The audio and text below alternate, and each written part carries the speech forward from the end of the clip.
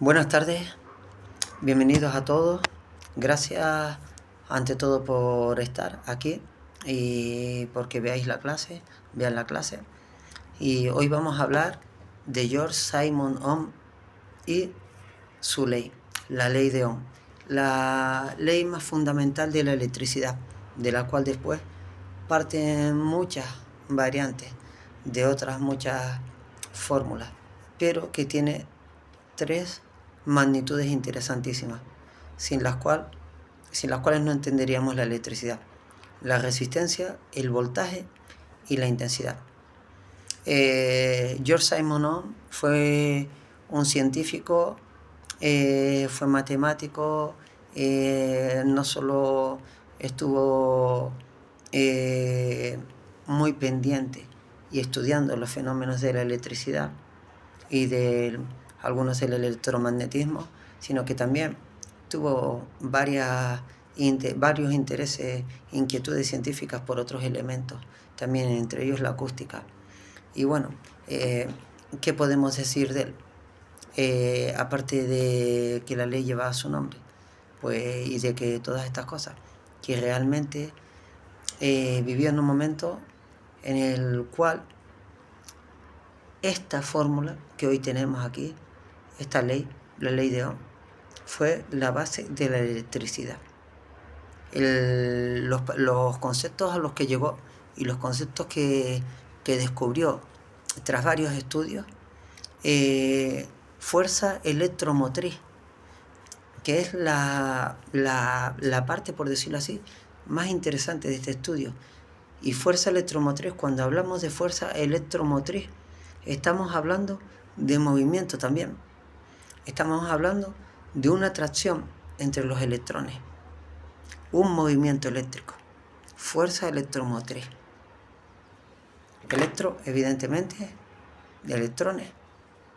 Acordémonos de la palabra electrón, que viene del griego muy antiguo, de la época de Tales de Mileto, y motriz, movimiento, articulación. Y bueno, tenemos aquí, he traído un par de cosillas para que veamos. Primero que nada, tenemos una moneda, tenemos aquí dos imanes, vamos a separarlos, estos dos imanes circulares, y vamos a buscar algo donde podamos apoyar, que tenga cierta altura y que se mantenga bien. Vale, esto mismo, esta acá. Vamos a ver, vamos a ponerle algo más debajo para que se mantenga. Aquí yo creo ya que se puede ver. Y vamos a ponerle algo más encima. Aquí ya lo podemos ver. Bolígrafo. ¿Qué pasa? Ponemos un imán, ¿no? Hasta aquí todo bien, se ve el imán. Y, vale, le ponemos el imán, el otro imán. ¿Qué pasa? No sé si lo pueden ver. Evidentemente no tienen las mismas dimensiones ni el mismo diámetro. El eje no está centrado, con lo cual hay un desequilibrio entre las fuerzas que se producen. Pero ¿qué hacemos si ponemos algo en medio que abarque más lo que es el diámetro e impida que los imanes se muevan de un lado a otro? Pues vamos a ver qué es lo que pasa. Levitación electromagnética. Se repelen, pero se mantienen dentro del eje. Levitación electromagnética. Interesante. Ya hablaremos de eso en su momento, porque entra dentro de lo que es, que lo he puesto por aquí, Kirchhoff, Maxwell, un par de cositas más, y el análisis de circuitos eléctricos. Y vamos a ver, hemos dibujado aquí arriba, tenemos dibujado una especie de fuente, de tanque lleno de agua, H2O, y tiene tres cañerías, tres tuberías de un diámetro diferente por donde sale el agua. ¿Qué nos dice la ley de Ohm, que la tenemos aquí? Que el voltaje es igual a la intensidad por la resistencia. Que la intensidad es igual al voltaje partido por la resistencia. Y que la resistencia es igual al voltaje partido por la intensidad. Vale, vamos a hablar de estas tres magnitudes. ¿Qué es el voltaje? El voltaje es un fluido, pero hay una descripción que a mí me gusta muchísimo, porque aquí lo he puesto, punto medio entre voltaje alterno y voltaje continuo. Vamos a explicar qué es el voltaje alterno y qué es el voltaje continuo.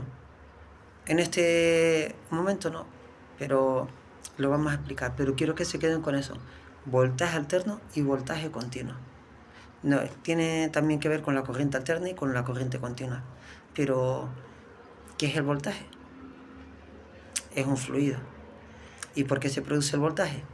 Lo veremos también. Voltaje actualmente es la unidad de medida para lo que es medir la cantidad de movimiento de fluido eléctrico que tenemos, en el cual evidentemente la gente lo suele llamar también diferencia de potencial, pero no estoy de acuerdo con eso, porque para mí diferencia de potencial es otra cosa. La intensidad, el voltaje, perdón, se mide en voltios.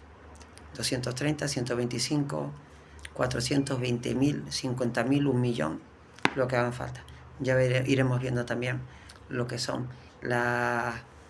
todas las escaleras que tienen las medidas, para entenderlo. Como decíamos, un voltio, hay también entre el 0 y el 1 hay una diferencia, y entre el 0 y el -1 también hay muchas diferencias. Hay toda una gama de variedades en cualquier magnitud. ¿Qué es la intensidad? La fuerza de los electrones, la fuerza con la que el fluido eléctrico se mueve, se empuja. Ese fluido, el voltaje, empuja a los electrones, y los electrones son la fuerza de la corriente, son los que llevan la carga eléctrica, la carga que realmente produce la energía cuando interactúa con algo. O sea, cuando alimentamos un receptor, una lámpara, 220 voltios, vale, pero va a tener un consumo determinado, generalmente, como hablábamos, potencia, fluido luminoso, pero entre ese trabajo, cuando el receptor absorbe el trabajo y lo convierte en algo, hay una variante de algo que está moviendo ese fluido eléctrico. El voltaje está llegando, pero son los electrones los que están trabajando para que ese movimiento sea constante. Se estén excitando los electrones, los átomos. Los electrones, los átomos producen una atracción, como dijimos, y una repulsión entre ellos a través de los electrones. Intentan robar el electrón de la última capa de valencia para alcanzar un equilibrio. Entonces, pues, ahí es donde entra la intensidad, los electrones. Y la resistencia. La resistencia es la oposición que ofrece un cuerpo al paso de la corriente. O sea, no es lo mismo un conductor metálico que un plástico, porque no es lo mismo mi cuerpo que el cuerpo de una persona que tenga mucho más peso que yo, porque tiene más líquido, entonces ofrecerá menos resistencia al paso de la corriente. La corriente siempre va buscando el camino más corto, de ahí la importancia de la resistencia. Cuanto menos resistencia ofrezcan los conductores, mejores conductores tendremos, más fácil será el transporte de la corriente, porque claro, las resistencias no dejan de ser pérdidas, de generar pérdidas. Esas pérdidas se producen a través de calor. Aquí tenemos un pequeño circuito dibujado, me giro para que lo veáis, para que lo vean, y donde tenemos, en este caso es un circuito recorrido por una corriente continua. Tenemos un polo positivo y un polo negativo. Tenemos el sentido de la corriente en un lado, aquí podríamos aplicar Kirchhoff. Tenemos una resistencia, el símbolo de la resistencia y la salida. Los electrones llegan, se encuentran por todo este camino que tienen que recorrer, estas pequeñas picos, y atravesarlo con el esfuerzo que esto supone hasta llegar al otro punto. Está el ánodo y el cátodo en la corriente continua. Entonces, realmente la resistencia es una oposición, en este caso oposición a los electrones. Al voltaje no tanto, pero los electrones sí, porque el voltaje realmente va a llegar, pero el voltaje tiene una pérdida. Y eso es lo que les quería hablar, porque no es lo mismo voltaje que diferencia de potencial. ¿Cuánto es voltaje y cuánto es diferencia de potencial? Muy fácil. Perdón por la pared porque la estoy arreglando. Aquí hay voltios. Aquí tenemos voltios. Cuando tenemos diferencia de potencial. Cuando yo hago esto. Y cojo un teléfono y lo enchufo. Ahora hay diferencia de potencial. ¿Por qué hay diferencia de potencial? Porque desde este punto de aquí hasta este punto de aquí está circulando un fluido eléctrico, un voltaje, pero no es el mismo voltaje que tenemos aquí que el que llega aquí. Hay unas pérdidas por calor, por resistencia de los cables, por temperatura, por muchísimos factores, por los componentes que demandan el fluido, y cuando llega el fluido a cada una de estas piezas se comporta de una forma diferente para transformar esa energía en otra cosa, lo que corresponda, para que todos contribuyan a que cada pieza se comporte de la forma que tiene que comportarse para que este trasto funcione. Este PLC, un móvil no deja de ser un PLC, un controlador analógico. La gente generalmente entendemos por PLC algo que recibe órdenes. Para generalmente en los sistemas industriales, un móvil también es un PLC. Y aquí es donde vemos el tanque del agua. Tiene 3 cañerías. Imaginemos que tenemos una llave en cada una de ellas. La primera tiene una peculiaridad, es muy gruesa, o más gruesa que el resto. Y imaginemos que tenemos una llave encima. Cuando abrimos la llave, el agua va a fluir. ¿Pero cómo va a fluir? De una forma muy fácil, con lo cual la resistencia será poca, saldrá con mucha fuerza y no encontrará prácticamente resistencia. Bueno, siempre, como digo, siempre la resistencia siempre existe, pero en este caso será mínima. La pequeña tiene una peculiaridad, es corta y es más estrecha. Tendrá seguramente mucha más resistencia que la pequeña, porque el agua tendrá que hacer mayor empuje para salir por ahí.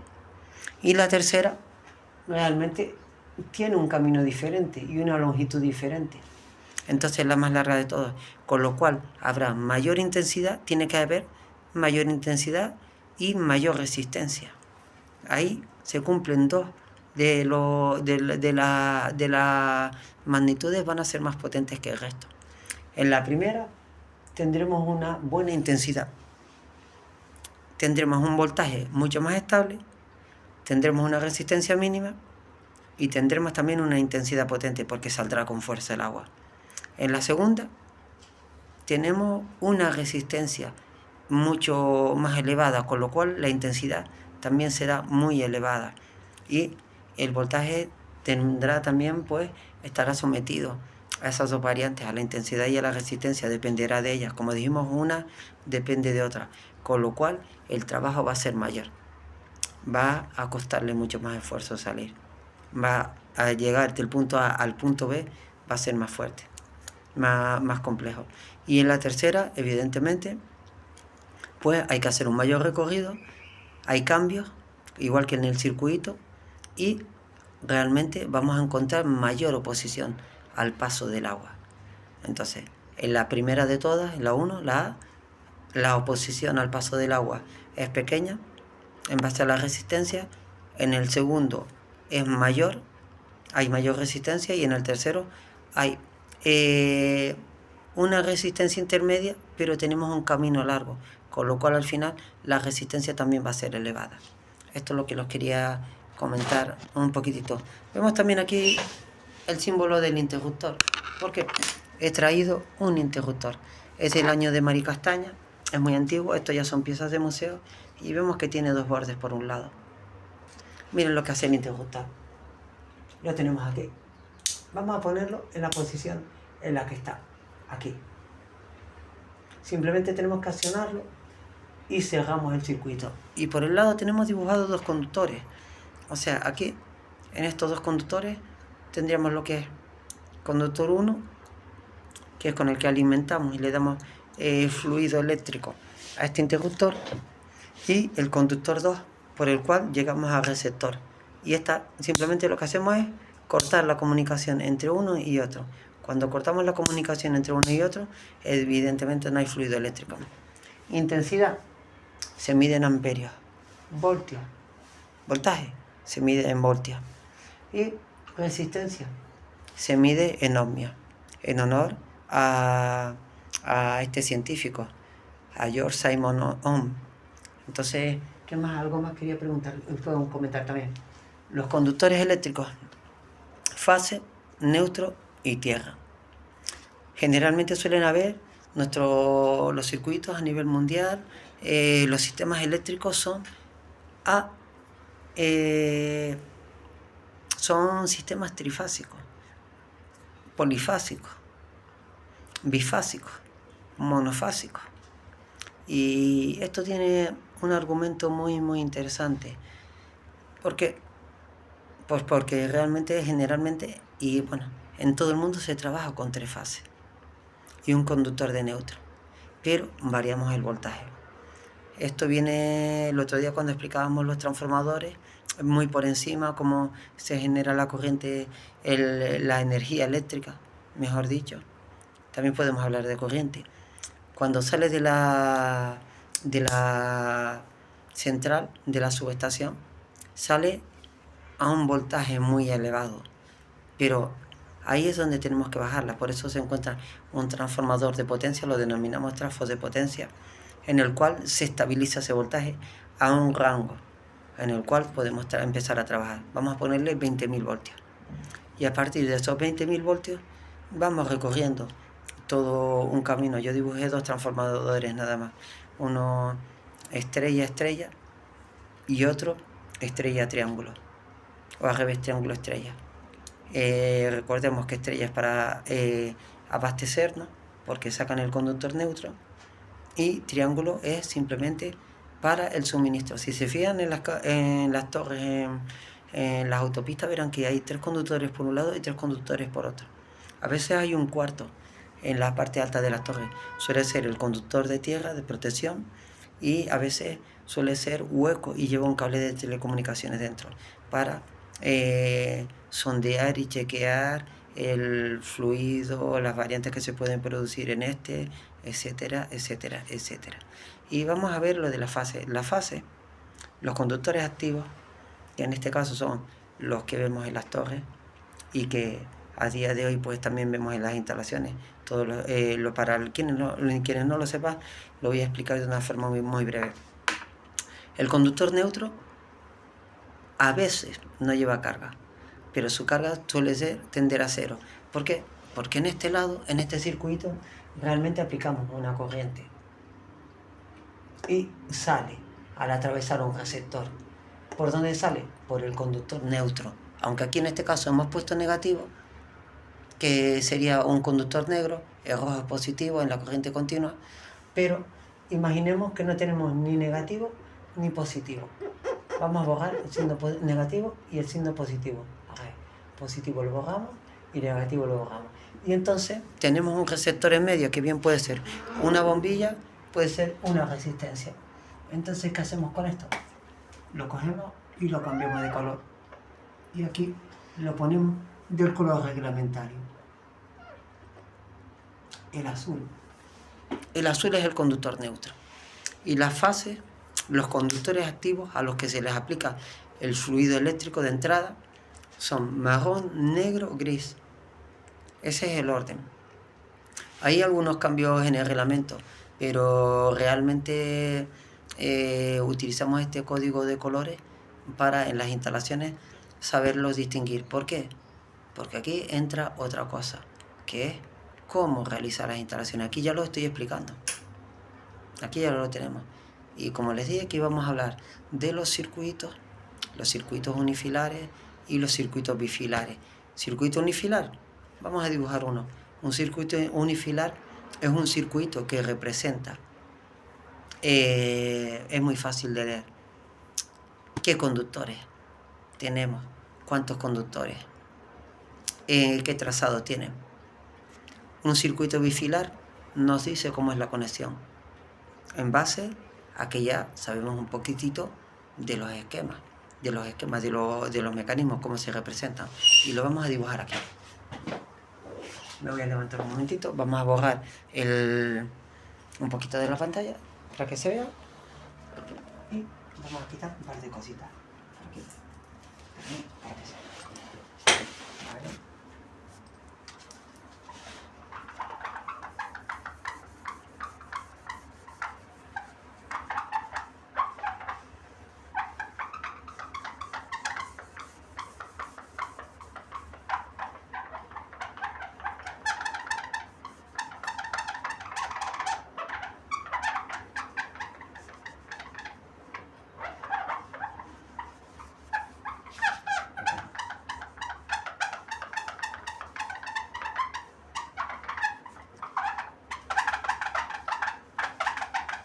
A veces el borrador, a veces la pantalla. Bueno, no pasa nada. Vamos a poner que las tres fases... No voy a poner donde... Perdón, porque me metí delante. Lo voy a poner para que me vean bien. Aquí. Vamos a poner que tenemos tres fases. Vale. ¿Se acuerdan el fusible? El símbolo de fusible, porque tenemos que proteger. Aquí tenemos otra fase. ¿Vale? Aquí tenemos otra fase. Y aquí tenemos el conductor neutro. En algunos casos el conductor neutro lleva fusible. ¿Y qué quiere decir? Que cuando lleva fusible no es conductor neutro. Es fácil. Pero bueno, eso lo vamos a explicar en otro momento. Y vamos a poner ahora, vamos a utilizar el rojo para poner un receptor. En este caso vamos a acordarnos de la bombilla. Una bombilla. Tenemos aquí una lámpara.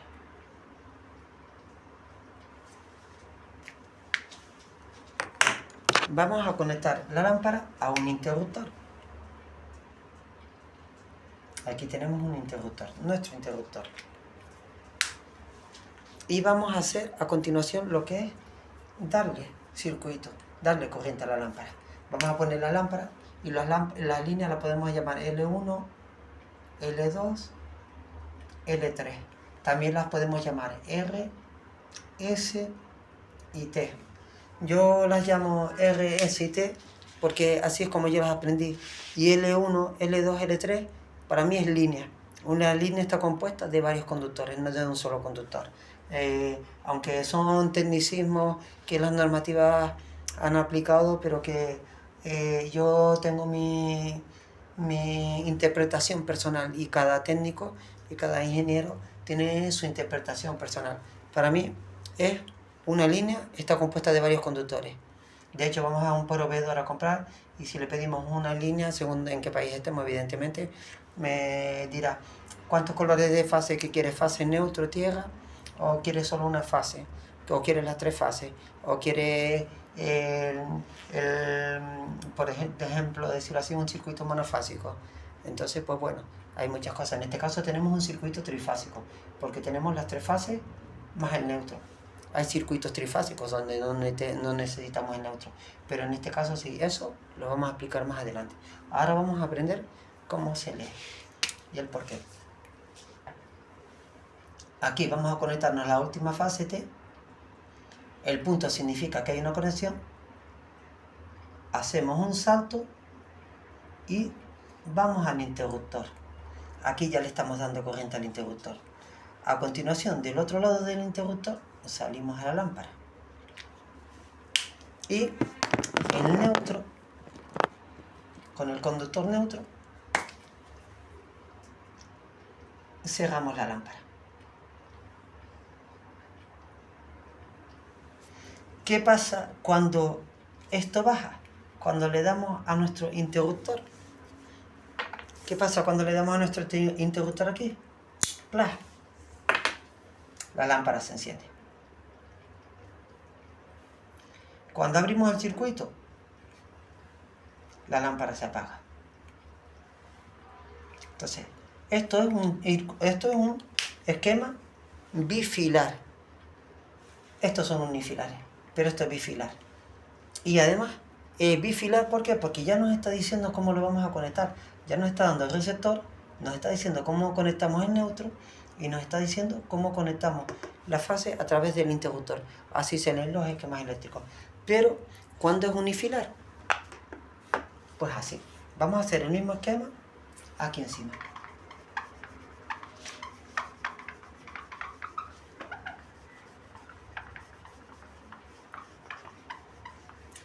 Y en este caso no vamos a utilizar las tres fases, sino simplemente vamos a representarlo todo con un solo color y con el receptor. Tenemos el conductor de fase, ahí, perdón.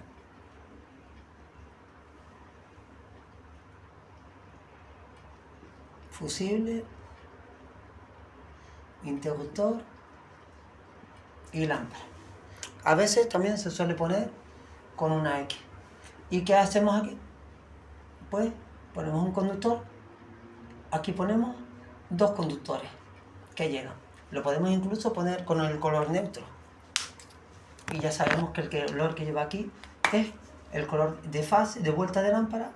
Este conductor cuando sale del interruptor, cuando llega al interruptor es fase. Esto aquí es fase. Cuando llega del punto donde estamos tomando el voltaje. Y cuando pasa al interruptor, el que sale de la lámpara al interruptor lo llamamos vuelta de lámpara. Vuelta de lámpara. Y a continuación pues dibujamos la lámpara. Esto es unifilar. Unifilar. Unifilar, ¿qué quiere decir? Un solo hilo. Bifilar.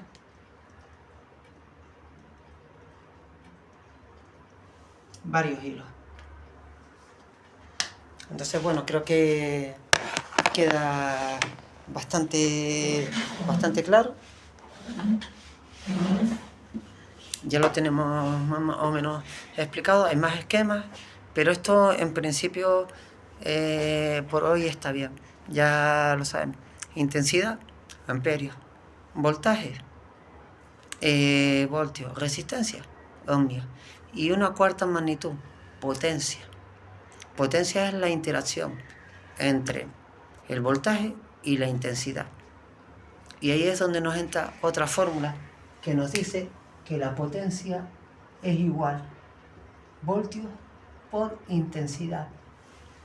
Esa es generalizada en un circuito monofásico, porque después, según vayamos poniendo otro tipo de máquina, como les decía, tendremos cosenos, tendremos impedancias, tendremos inductancias y tendremos otras magnitudes físicas que se producen en los cables, porque el cable acordémonos siempre que es una resistencia, es un conductor, pero es una resistencia también con varias variantes determinadas de qué es lo que está absorbiendo la energía. Diferencia de potencial es voltaje cuando está contenido. Esto sí lo dibujo y lo explico para que lo vean.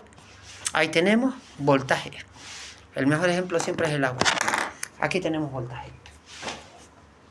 Vamos a ver. Aquí dentro hay voltaje. Y hay una potencia. Hay una potencia, y nunca mejor dicho, una capacidad de potencia.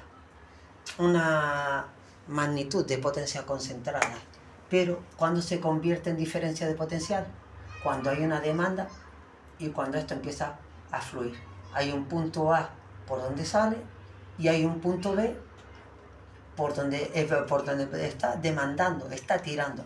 Aquí realmente la gravedad está empujando hacia afuera en cada uno de estos conductos, está empujando, y el aire aquí empuja. En este caso es la intensidad del voltaje.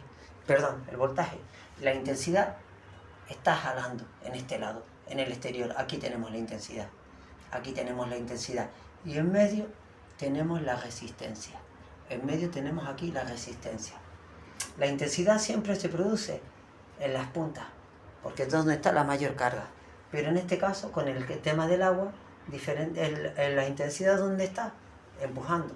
La punta sería esta, porque está empujando aquí y también está empujando aquí. Hay una demanda, hay una, por decirlo así, una diferencia de potencial también, porque esto ejerce una fuerza y esto ejerce una demanda en este lado. Entonces, lo que se está produciendo aquí es diferente a lo que se está produciendo aquí. El resultado es diferente. Y el resultado es a lo largo de todo esto, donde actúan varias fuerzas. Una fuerza de empuje, una fuerza exterior también de demanda, por decirlo así, para que lo entendamos mejor, donde realmente lo que confluye es el resultado de que todo este fluido sale al exterior, para lo que sea. Regar en este caso una huerta, o yo qué sé, o llenar el jacuzzi. Vamos a poner un ejemplo estúpido. Pero recordemos, en el caso de arriba hay un voltaje cuando está quieto. Cuando está saliendo, cuando empuja hacia abajo, porque abrimos la llave y sale, el voltaje empieza a circular, diferencia de potencial. Cuando sale aquí, intensidad. Y arriba también hay una intensidad, hay una demanda, está empujando. Y el resultado del voltaje y la intensidad, por eso lo repito tanto, voltaje e intensidad, el resultado es este, la potencia. La potencia. Vamos a poner que tengamos, por ejemplo, 230 voltios por 15 amperios. 15 amperios. Pues esto podría ser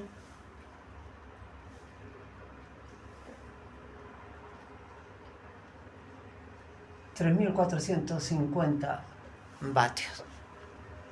3.450 vatios. La potencia se mide en vatios. Y la potencia es la interacción de un voltaje con una intensidad. La resistencia la calculamos de otra forma. Porque, claro, entre esto y esto hay un trabajo para obtener esto. Y en este trabajo ya, de por sí, viene dado con unas pérdidas. Con unas pérdidas que van a ser constantes según qué receptor hay en el otro lado, o qué es lo que está interactuando a la vez. Chicos, muchísimas gracias y chicas. Nos vemos en la próxima clase. Espero que les haya parecido interesante y les vaya gustando, porque vamos a ir, como decía, metiendo muchísimas más materias poco a poco, y vamos a ir haciendo todo esto mucho más interesante. Y piensen en esto, en el electromagnetismo, en cómo la podemos hacer. Vamos a coger todos estos trastos aquí mismo.